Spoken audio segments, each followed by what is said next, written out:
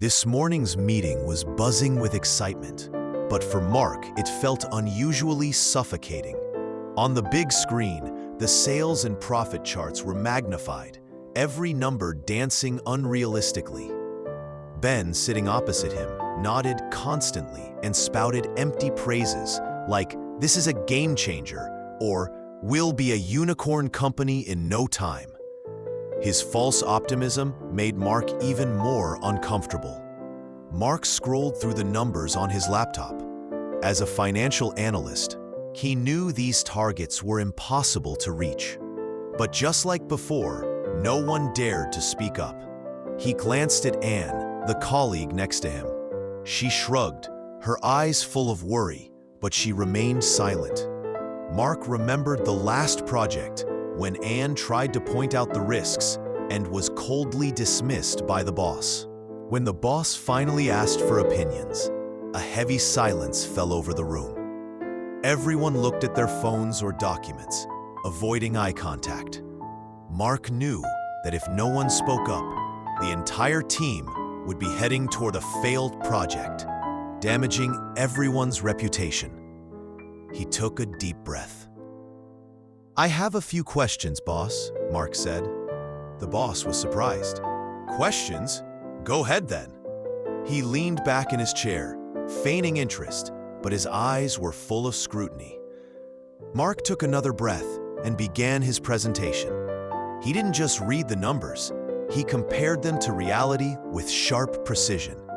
"Boss, the forecast suggests we'll achieve 200% revenue growth in the next 6 months.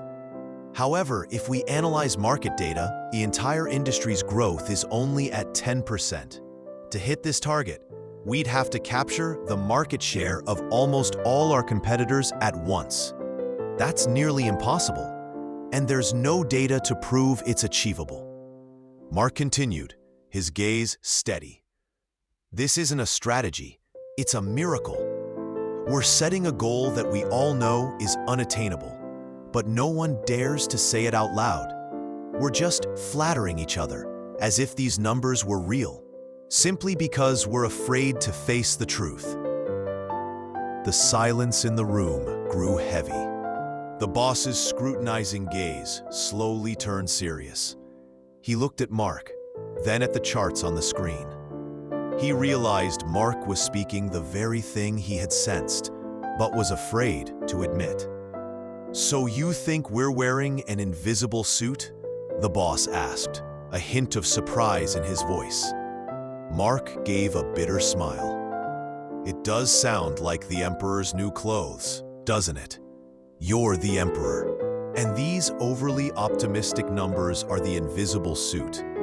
We're all pretending to see it, and no one dares to speak the truth."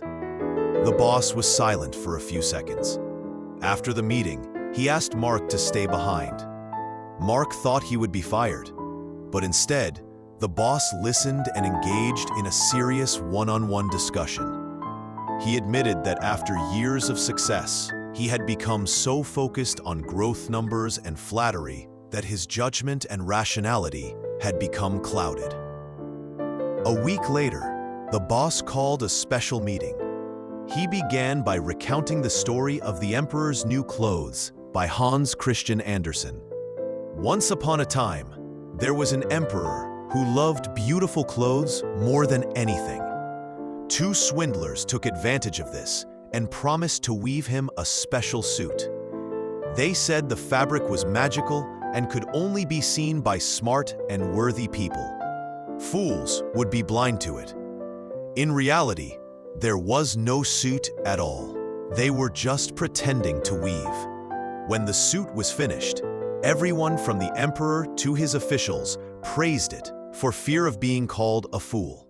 Finally, the emperor paraded through the city in his invisible clothes, and the people cheered, until an innocent child pointed and shouted, "He has nothing on." That single truthful voice shattered all the lies. The boss paused, looking around the room. "I created a culture of delusional success where we all pretended to see a magnificent suit, even though in reality there was nothing there. I admit my mistake and encourage everyone not to be afraid to express a different opinion. I want all of you to be the child in that story, the one who dares to speak the truth. From that day on, the company's work culture changed noticeably. Meetings were no longer places for manufactured consensus, but became vibrant and productive discussions. Mark and Anne became pioneers, creating a healthier work environment built on honesty. Ben also learned to give constructive feedback instead of just flattery. The lesson of the invisible suit is not just a warning for those at the top. It also reflects the sycophancy, fear, and passivity of the crowd. In a world full of challenges and competition, every individual must learn to be vigilant and see the truth with their own rationality, instead of blindly following false praise or silent fear. Be the one who builds a better work culture, the one who dares to speak the truth. The power of courage will not only bring light to your own life, but will also become a beacon for those around you, breaking the silence and building a more honest and positive environment for everyone. If you found this story helpful, please like and share to spread this message to more people. And don't forget to subscribe to the channel for more meaningful stories.